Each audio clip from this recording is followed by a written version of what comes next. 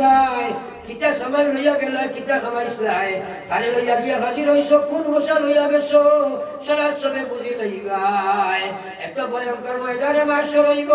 ও মুসলমান একবার নিজে চিন্তা লাগাও সারা চুরপুর হরিয়া মওলা হাসরের ময়দান সংগঠন করবা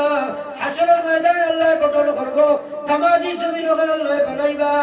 মাথার উপরে আল্লাহর কুদরতি সূর্য একটা আইয়া হাজির হইব এই সূর্য যদি মাথার উপরে আয় আর যদি জমিন তোমার বনি যায় কি পর্যন্ত প্রখর হইবে একবার তুমি স্মৃতি লাগাও চিন্তা করো রে ভাই মানুষের শরীর থেকে গুনাহ অনুভূতে গাম বার হইতে থাকবো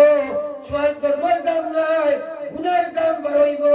খেরুল লাফানি খেরুল হাঁটু ফানি খেরুল খাবার পর্যন্ত গুনার গাম হইব খেরুল গলা পর্যন্ত গুনার গাম হইব খেরুল মাথার উপরে গুনার গাম ভাইয়া যাইব গুনার গামের মধ্যে মানুষে হাবুডুবু খাইব কত ভয়ঙ্কর হইব একবার চিন্তা লাগাও এই কঠিন সময় একবার চিন্তা করো আল্লাহর রহমতের ছায়া ব্যতীত কোন ছায়া থাকত নাই ও মুসলমান ওই সময় 7 প্রকার গুণান্বিত মানুষ আল্লাহর রহমতের ছায়ার তলে জায়গা পাইবা যারা রহমতের ছায়ার তলে জায়গা পাইবা বেলা হিসাবে আল্লাহর জান্নাত যাইবা জোরে বল সুবহানাল্লাহ এখন এই সময় আরশের ছায়ার তলে আমাদের দরকার আছে নি সারা জি জি সূর্য মাত্রা আছে নি এটাই খালি কাবুল কালাম সাহেব রে ভাইলে হয় হুজুর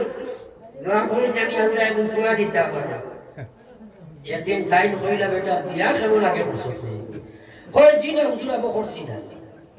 কই একটু ভাইবো না নি কান্দু ভাই আছে না নে না তো না ভাইবো নি সারা রহমতের ছায়ার তলে আমি চাইনি জি জি হুজুর জি কইছো না জি হুজুর এখন আমি যে প্রেসক্রিপশন দিব ইকান যদি মাননা ভাইজার ভাই জি না আতো না জি না আমি জি ভাই হ্যাঁ ভাইজার আতে না তো এর ভাষা হইছে নম্বর ইমামুল আদিল ইয়াদ রাখিও যে মুসলমান প্রত্যেক মানুষ তার স্তর অনুযায়ী একজন ইমাম একজন সরদার যে ইমানদারের মধ্যে নিয়া থাকবো নিয়া পড়াম যে মুসলমান ইমানদার হইবাই আল্লাহ তোমারে কিয়ামতের ময়দানে আরশের ছায়ার তলে জায়গা দিলাইবা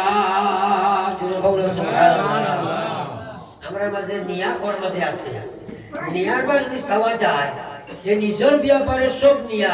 পরের ব্যাপারে নিয়া নাই বলা নাই আছেন না ম্যাক্সিমাম মানুষ পরশ্রী কাজর করিয়া বসে নিজের স্বার্থ বুঝবায় পরের স্বার্থ বুঝবায় না